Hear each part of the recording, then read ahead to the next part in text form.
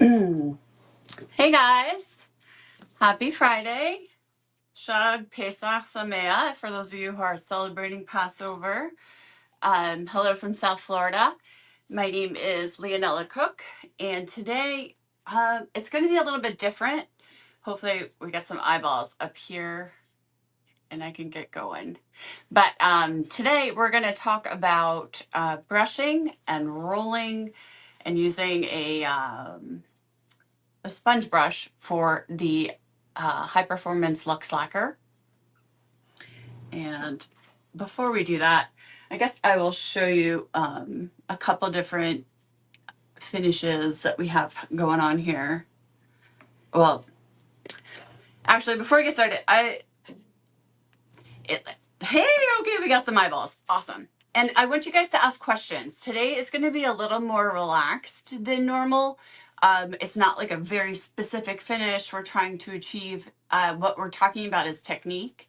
And so before all of that craziness, I am a milk painter. So for me, I love the imperfection.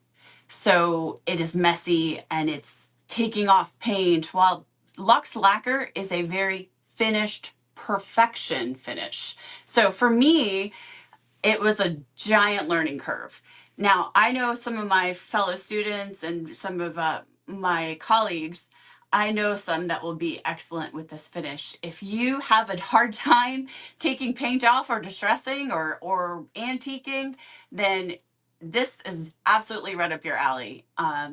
Jan, Tamara, you guys, this is a great finish. And the thing is, for me, this type of finish is a challenge. So I always tell anybody I work with or that I'm teaching that if it's hard for you, then go ahead and make the best at it. Whatever you're worst at, make that, and you'll become a stronger painter. It doesn't matter if you painted for 30 years.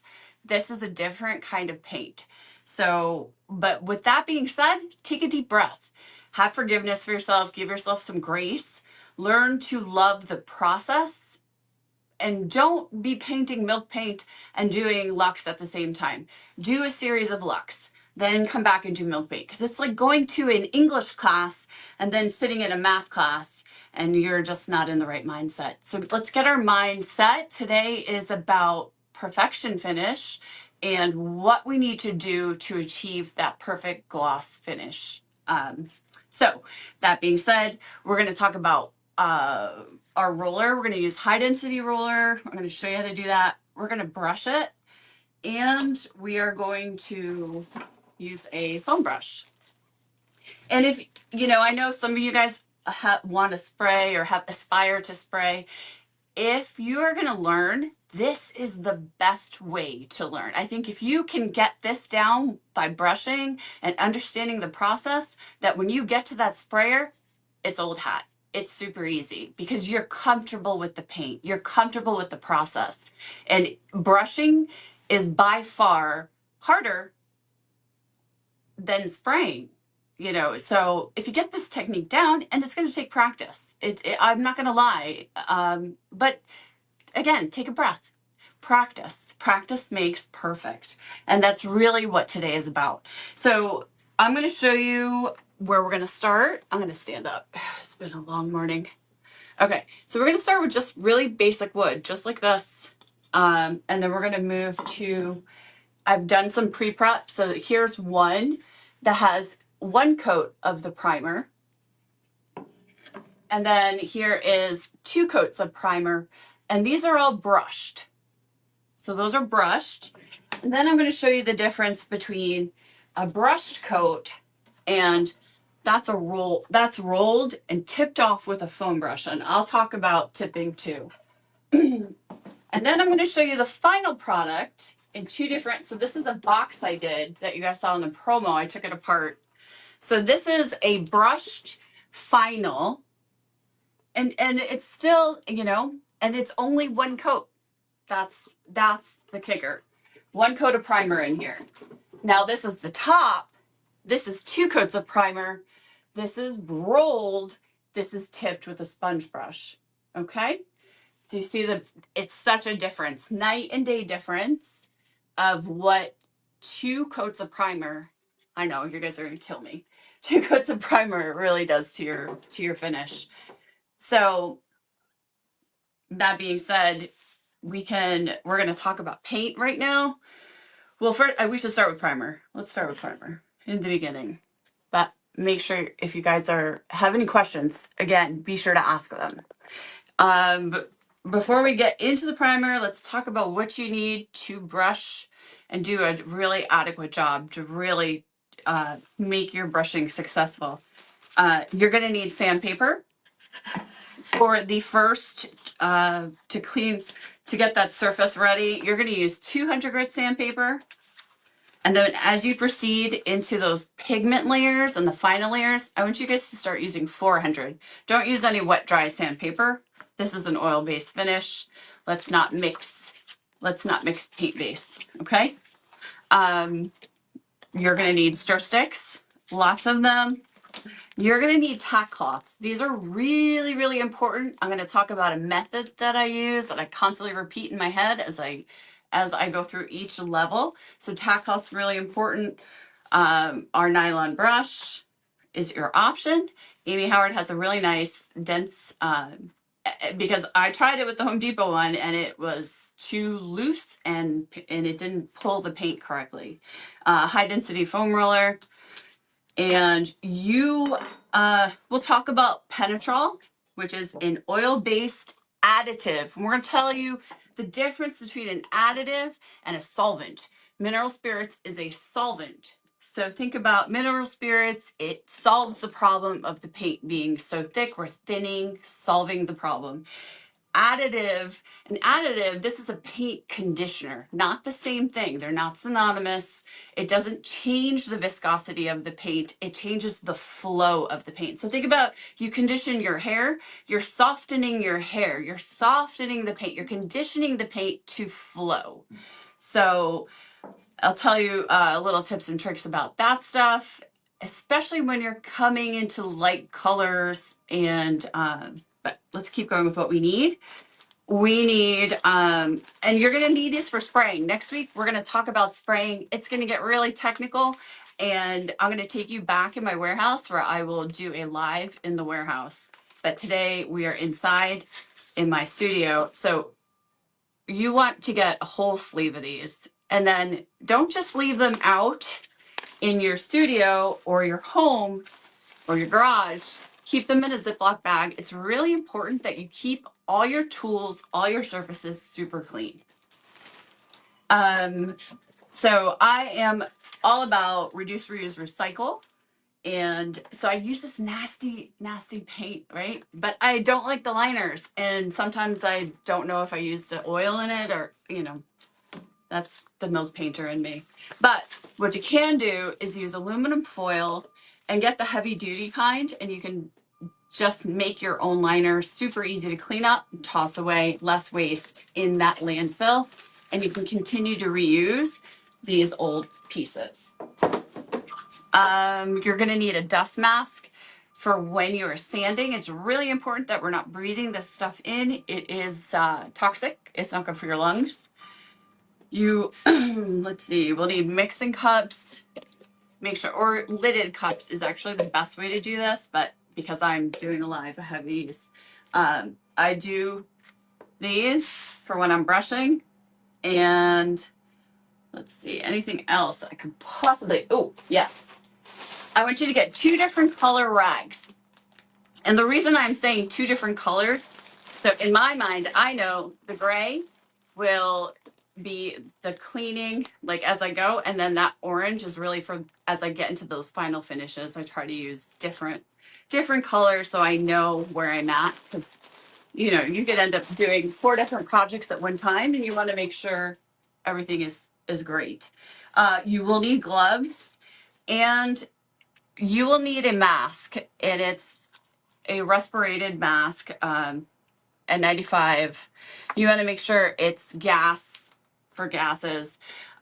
You want to work in a open, ventilated area. You don't want to work where there are children or old elderly people, anybody with asthma.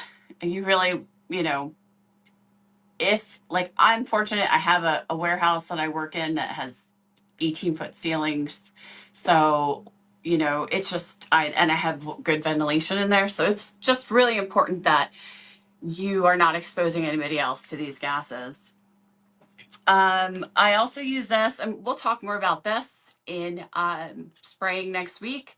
It's a humidity gauge. These are really helpful, especially when you live in a humid climate or when you go through periods of rain. I live in South Florida, so we tend to have torrent of rain and unexpectedly, so I need to adjust the humidity in my spaces because of our paint, and we're going to get into that too. I'll talk about how humidity affects the paint.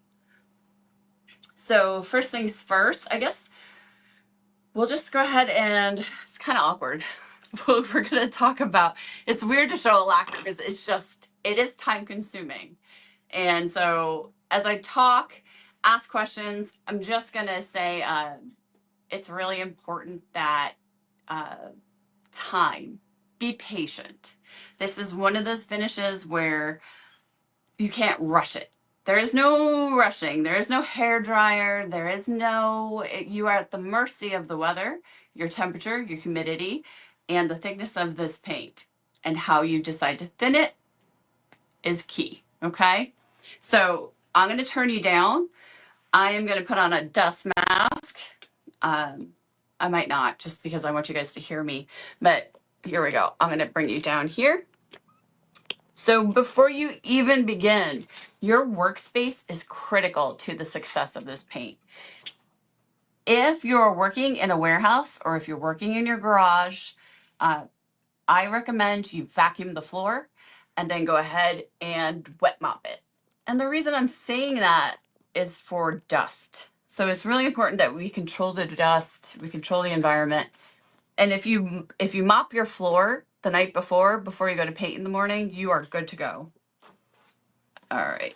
And it's even more critical. So I'm setting you up for success as you go into, if you have ambitions to paint with a sprayer, because that is really important for spraying. But if you're doing small things, go ahead and wipe down your surface with a wet rag, and now you're ready to go. I cannot stress enough to you, guys, you have to learn to love to clean and sand and clean. And sand and clean and sand and clean. So the first thing we're going to do is we're going to wipe off our surface with, and normally I would use clean slate, but I'm actually finding that I am having a little bit better with just sticking with one solvent, and that's mineral spirits. So go ahead, wipe down your surface really well before you sand. And the reason why I'm saying is clean before you sand, because now you're going to put your sandpaper onto your piece and you're going to spread whatever was all over it everywhere. And now it's also gunked up into your sandpaper. So save yourself a little headache. Thoroughly clean your piece. What is really important with LuxeLacquer is you cannot hide your surface. If you want a flawless finish, you must have a flawless base. If you do the work in the front, the work in the end is so much easier. So do the work in the front. Fills, sand all the imperfections out. So we're really just going to sand here.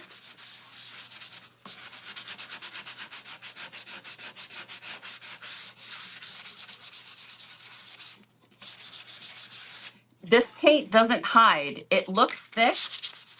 It looks thick. It looks like you could hide imperfections. You cannot. Gloss paint will show every single little thing.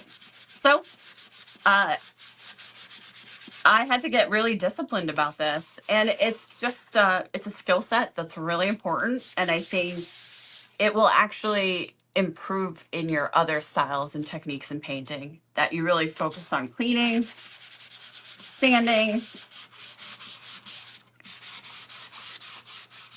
and don't be shy about it. I mean, you know, this is a sample board, but this would not be okay. So like really getting that down, sanding, sanding, sanding.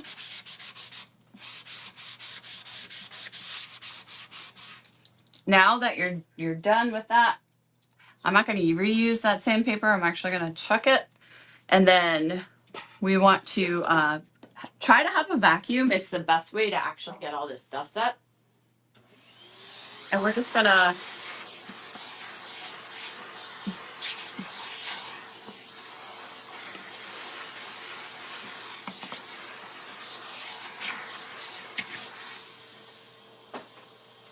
if your piece has really carved pieces, maybe some compressed air is good to do, but otherwise really vacuuming. So it's sand, vacuum, tack, mineral spirits. Sand, vacuum, tack, mineral spirits. Wipe it down. And so now tack cloth is here. And you're going to repeat this process through every single layer. And really, that's where the problems stem from. It's either your paint was too thick, or you didn't do the correct process in getting your surface correctly done. So this is where the mistakes happen. So we're open this up, and if it's a small piece, guys, cut these in half. Don't waste. That way, because it can add up. But remember, you can also build that into your piece. So we're wiping it down really good. Are we still seeing dust? We're going to do a mineral spirits wipe.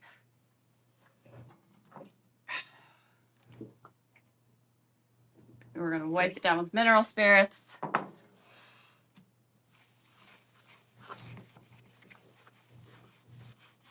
And are we getting color still coming up? Really wiping it down. So typically, I would say I would have to sand this again. If you really want a mirror perfect finish, I would be sanding this again. But for sake of time and moving on, and since I already have panels prepared, I will just go with this. All right, so we're gonna start getting ready to do our primer. I know, guys, when you open this primer, you're like, oh my gosh, it's so thick. Well, there's a reason why this primer is super thick. It is a building primer. So this is an absolute system. You cannot use LuxeLacquer and have a perfect finish and not use a primer. I'm sorry. I want to see it if you've done it. I would love to see it. I'm sure you could with multiple top coats, which could end up being very expensive, but you need a primer with this stuff. So I poured out some the other day so you guys can see it. Oop. I need to move this guy out. Hold on one sec. So here is the primer, and you see it's pretty viscous. It's got a pretty thick, Actually, it's even thicker in the can. This is actually already thinned with 1 tablespoon. So this is also another really key component. I'm going to stop for a second. I want you guys to have a piece of paper and a pen, and I want you to write down how much you're putting in your paint. So say we're going to work with 2 cups of primer. How much mineral spirits? Because there is no exact science, and the reason I'm saying no exact science, it's just usually generalities, and that's why you probably get frustrated with people when you're asking, how do I do this? Because every environment is different. If you live in Texas and if you live in New York or New Hampshire, it's not going to be the same environment, and this oil paint will react differently. So you're going to have to kind of play around with it. But we're always going to filter. This removes any, especially as you get into those top layers, guys, filter, filter, filter. Every single layer, you must filter your paint, because that's where all those surfactants, either from your brush or from the air, get into your paint, and you get frustrated because you see nibs, and that is all just dust, essentially. So we're letting that paint strain. Now, when you're for the primer, I say use Penetrol. I say use mineral spirits.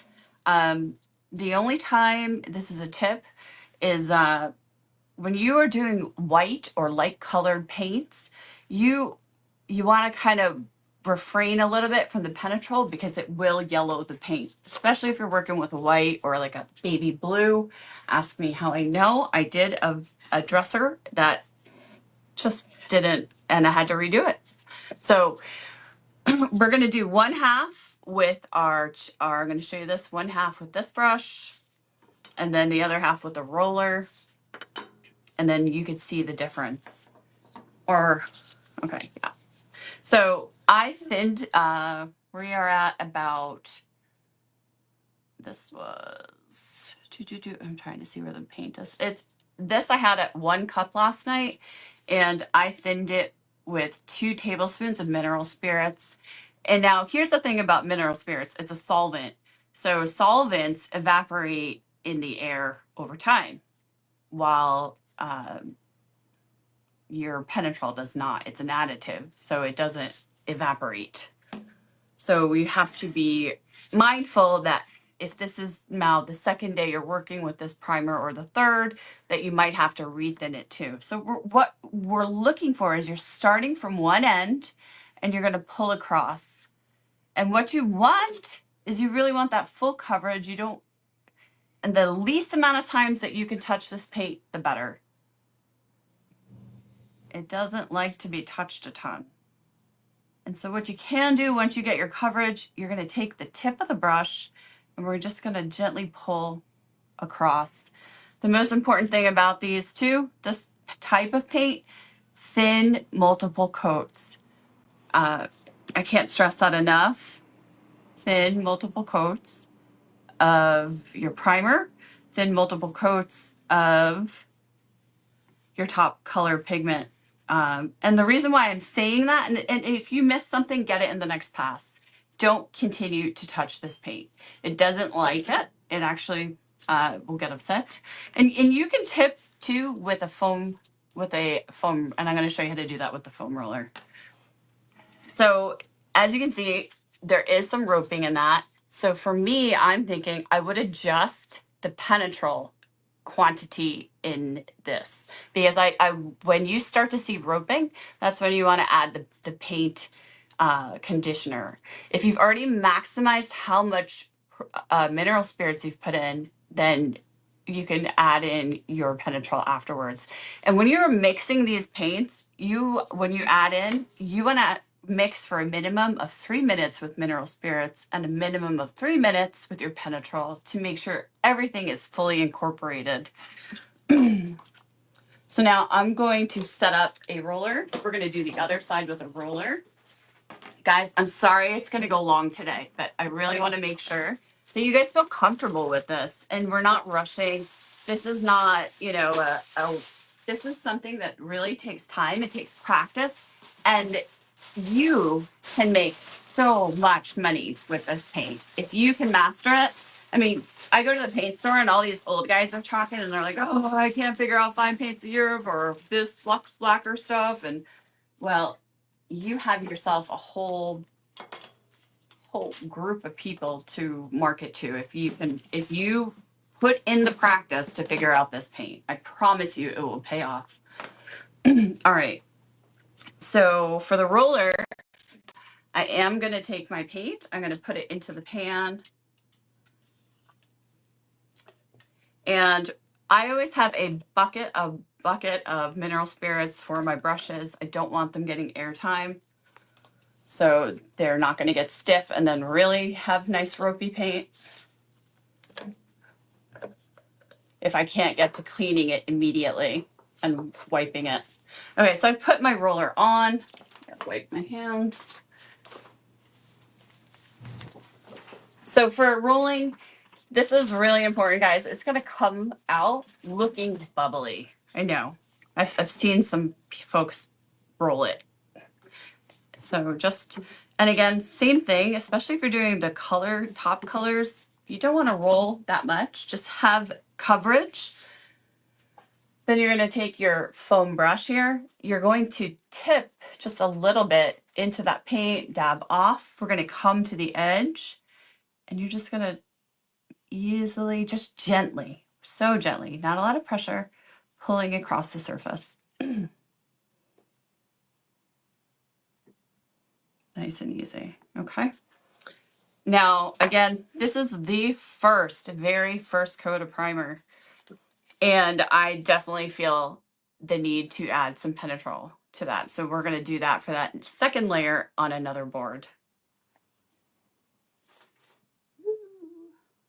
Okay.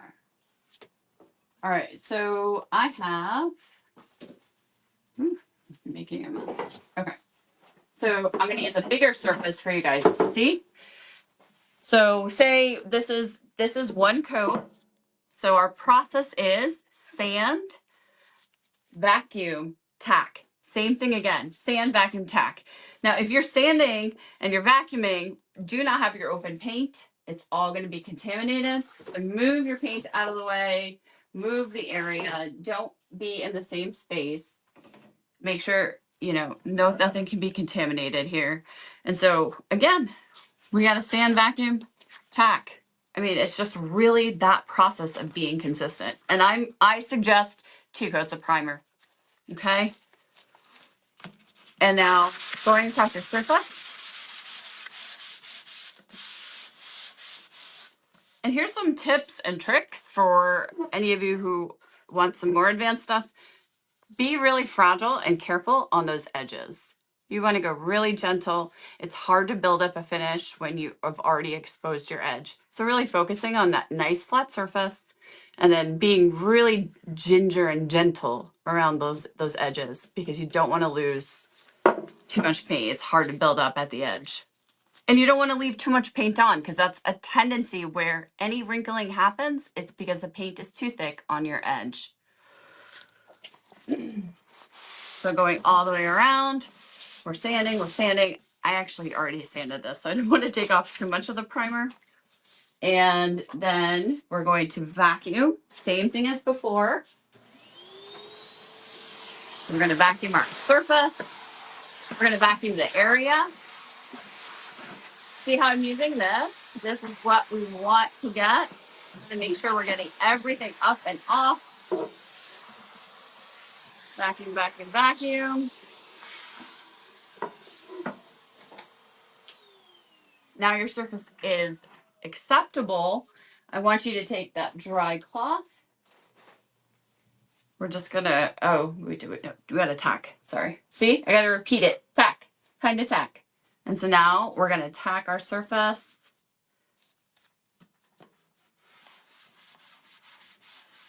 Let's see if we got anything off. Nope.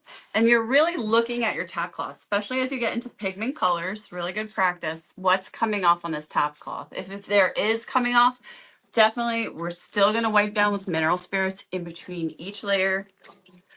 Here we are. We're still in the primer phase, so I'm still using my blue or my gray, sorry, colorblind. And really cleaning off any surfactants that could wrinkle up that primer. And I want you to see the difference of this. See how pretty? And I'm happy. This is a pine box, guys. So getting really happy with the way that's already coming out. I'm going to go ahead and roll these. And so less is more with this paint, guys. So let's see if I can thin my layer and not use as much paint than having to add any additive because you really don't want to add anything to it, too much to it. So really rolling it out and going through all the way to the edge. Now, if you're doing curved pieces, you definitely use this, your tip brush and see, did I make an edge here? Possibly. So we're going to run that brush here. Tipping the edge here. We're going to pull from the very edge all the way down. Gently. Yeah, I don't like actually. And so here's something that's really neat. This paint is amazing. It's actually pretty forgiving, especially as you get into your pigments. And so that's that's going to be your second coat of primer. You're going to come back, move this to the side, and dry times for this, guys. The primer dries a little bit faster than those clear colors, and it's the more you add into this paint, the longer it's going to take for your paint to dry. It's an extender, it's a conditioner, it will extend the paint dry time. And you need to be careful because the top of, that's why you don't want to do thick paint, because the top of the paint will dry so quickly that you end up with wrinkling because there's still wet paint underneath. So thin, multiple layers of paint, of primer, really thin, taking your time, making sure everything is completely dry. You're going to test the surface. If it's still mushy, you need more time. I'm sorry. The humidity, you can check your humidity. Where is your humidity? How much solvent? Check your notes. How much solvent or how much penetrol did you put into it? And then proceed to that next level. If it was too much, adjust for that next level. Wait till it dries. If there's imperfections, wait till it dries.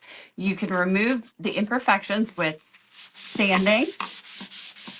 So this is the second coat, guys, and I want to show you up close. You follow these steps, you're really going to end up, and I'm just going to wipe this, even though I'm going out of order. I just want to show you. Do you see? This is 2 coats of primer. This is going to be the base. This is going to make for a beautiful gloss finish. This is what I was working with, guys. You're never going to know that this was a junk piece of wood. Same process you would do.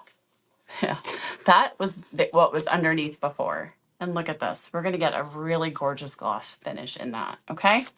So again, I know it sounds redundant, but and then, I'm going to we'll do the brush again so I can show you, so we can tweak. I'll show you how I'll tweak it, the paint to lay a little more flat, wiping my brush off to get it a little more flat. I know you guys are wanting to see the process more and understanding it. I get it. Whew. And I wish I had a mask on. This is irritating my throat. All right. I'm going to move this out of the way really quick. Sorry, it's very messy. You want to make, then this is really important, and it makes cleanup so much easier with an oil paint that you are clean as you go.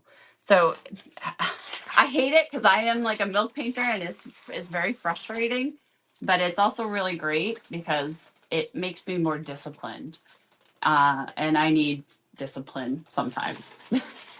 Okay, so I'm just gonna go over with this sample base so you guys can see. Again, I want you to pay attention to what you're adding. So now we're roughly at a 1/2 cup of paint.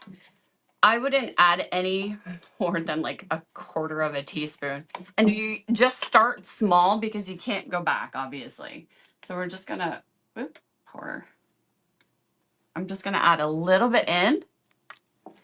And do you see how it reacts with the paint immediately? So here, where's my stir sticks? We have to mix. We are going to mix, mix, mix. And you're going to notice the consistency of the paint changes. It's silkier, it's smoother. It doesn't change the viscosity, but it changes the actual characteristics of the paint, the flowability of the paint. And as we talk next week about spraying, it also adds more VOC. And that is why these paints are so thick. You can't, and why the recommendations are usually so low. You can't tell people to add more VOC, they're not gonna, it's just a mess. And in Europe, this is why brushing is actually more common than spraying in Europe. You need permits and you pay taxes, and so we are lucky. All right, so brushing, yes. Since we already did this one, I'm gonna here, we're gonna vacuum it quick, we're gonna tack it.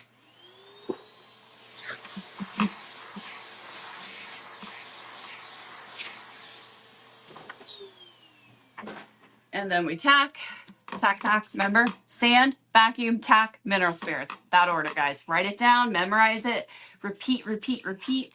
And I promise you, I know you're gonna be mad at me at first, but I really promise that you're gonna see such a difference in your finish. I promise. Whatever you've been doing, it will change it 100%. if you're struggling with this. So we've done it again, and now, whew. And guys, this is the same exact process that you would do for those top layers. Really thin coats. We don't want to overwork the paint. We just want it to come out of the brush nice and easy. And then you're come back and tip it, which means using that edge, the fine edge, instead of the body of the brush to smooth out your paint. Again, working with a wet edge as you go to that next layer. And we want to bring the paint across as much in one stroke as you can. We don't want to flood the surface. Remember, thin coats are better. Thin coats are better. Say that to yourself. It's not one step. It's not enamel. This is a different kind of paint, guys. And it's just going to take a little practice. And you'll start to feel when, okay, I can't touch it anymore. You will know the difference. And if you do, you'll probably get wrinkling in your paint, and you'll get some you know, it will dry faster on the top than in the bottom, and then you will be mad at me. But here we go. So there, and then it will level, self-level, let it level. Paint is going to change. Try not to create dust and surfactants around it. I don't know. Do you guys want to see any? Do you have any questions? Do you want me to do a top coat? It's up to you. Anybody? Do we have any comments? I can't see you. Yeah, I'm trying to see. What grit sandpaper are you using? Oh, whoop, sorry. I am using 200 for the primer, and I'm using 400 for our top coat colors. So, sorry, it is really sunny and hot in this front room. So 200 and then 400. Do you guys have any other questions? We have a blog post created with supplies. That was good. I took notes. Honestly, guys, same process into that top coat. Same exact. And I will show you the difference between it again. So here's your difference. I know I showed it in the beginning. This is 2 coats of primer, sanded. And I did do a brushing, and then I tipped it with that foam brush, and it came out really nice.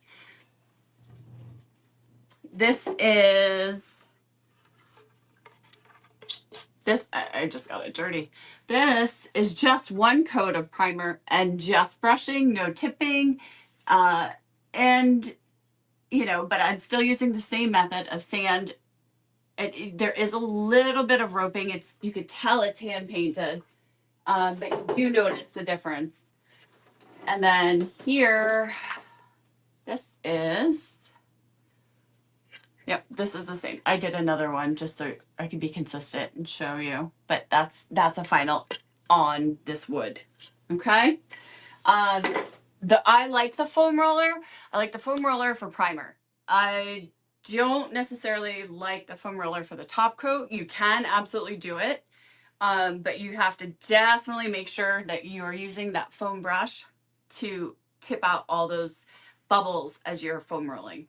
So, I don't know. If you guys have anything else, oh wait, does the penetrol go in the, hold on, what are you saying? Does the penetrol go away? Yeah, so you can put penetrol in your paint. You can put penetrol in your primer, but you want to do mineral spirits first. So again, mineral spirits thins your paint. See how that feels. See how that looks, and test it to see how it flows. If it's still roping really heavy, now you can add your penetrol. And you're going to add a little bit at a time, guys. And every time you add something to your paint, you must mix for a minimum of 2 to 3 minutes. Don't just dump it in there and then start painting, because you haven't mixed in everything really well. Let's see what else. I can't really see these comments. Anybody else? How do you know how much penetrol and mineral? So you don't. You know the limits. The limits are on the paint can, And for brushing, it's not as critical as it is for spraying. The more mineral spirits that you add to a gloss paint, you will dull down the finish. So don't go over. Usually the limit's usually 20 to 30% is the limit. I would say 30% for spraying, 20% for painting. So if you're doing 1 cup, and we're working in small quantities, we're not doing a gallon, so you're not dumping a whole bottle of Penetrol in. So if you're working in a cup, it would be no more than 20% of your cup, of your with mineral spirits, and then go from there. Don't just start, because the more additives you add to a paint, you will change the chemical makeup of the paint. You will reduce the gloss and the sheen of the paint. You will reduce the hardiness of your paint, because and LuxeLacquer is such a hardy paint. I have and I'll show it to you guys when we spray next week. I have an entryway table here, and I have knocked into it I don't know how many times, and it doesn't chip. So really working on trying to work at the best possible level while adding the least amount of chemical. So, and it's going to take playing and taking notes, and it's fun, guys. Don't be afraid to sand. You know what? If you get to this point, and this is totally going to happen right here for me. I'm not happy with this. This is not perfect. I will sand this down, and I'm going to sand it down to the point where it is so smooth that obviously it's not going to be glossy anymore, but I'm going to sand it down so I can no longer see the ridge, that I no longer see the roping. And I'm going to force it to become more like this one. Okay. So it's just a matter of how perfect do you want this. And you can do this on metal, guys. This is a beautiful finish. You could take something that's just junk and laminate and building that base of the primer, and then doing your top coats the same way. It will look like $1 million. I kid you not. So I'm confused. You're mixing mineral spirits in the primer. Oh, hold on. Penetrol is not required. Penetrol is not required, guys. Mineral spirits to thin it. When you open this paint, it is so thick. If you guys have not opened it, there's a reason for that. Because if the manufacturer adds, because mineral spirits is a VOC, Penetrol is a VOC. They emit more VOC. Even if they're low VOC, it changes the VOC limits of a paint, especially when you get to spraying. So this paint is thick. You will need to thin it, especially when you're looking at the primer. Now, here's a tip for you cold folks. If you have a warmer, like a wax melt warmer, you can warm some water, and you will sit your paint in there for 1 hour after you've reached, I think it's 180 degrees in that water. Let it sit, because a warm paint will move better for you in cold climates. I wish. But yeah, Penetrol is optional. It's not, you don't have to. It's if it needs it. If your paint is roping, if it's not pulling, and you've already thinned it, then you add that Penetrol. Okay. Any other questions? Comments? Anybody? Hold on. Sorry, guys. Clean slate or mineral spirits? I mean,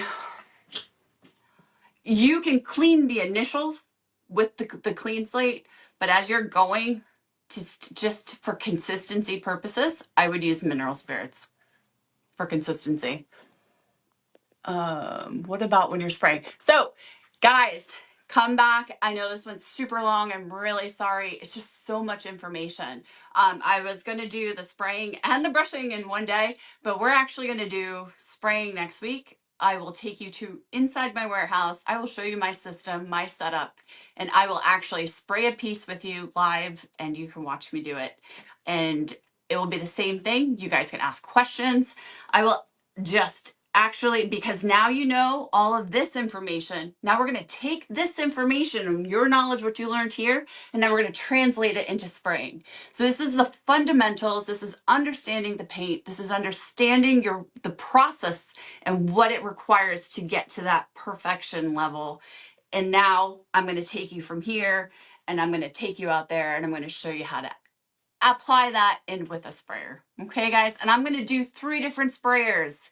One is a Cadillac, one is a smart car, one or Ford Fiesta, and one is like whatever your dad gave you from the 1980s. So it'll be cool. I really look forward to you guys. I hope if you have any questions, please feel free to ask them below. There will be a blog on this. There is some video. It's just really hard as these levels. The dry time is critical. Cleanliness is critical. Cleaning, layering that paint. You got this. You got this. So get pumped, make a ton of money. And I love you guys. I'll see you next week. Mwah. Ciao.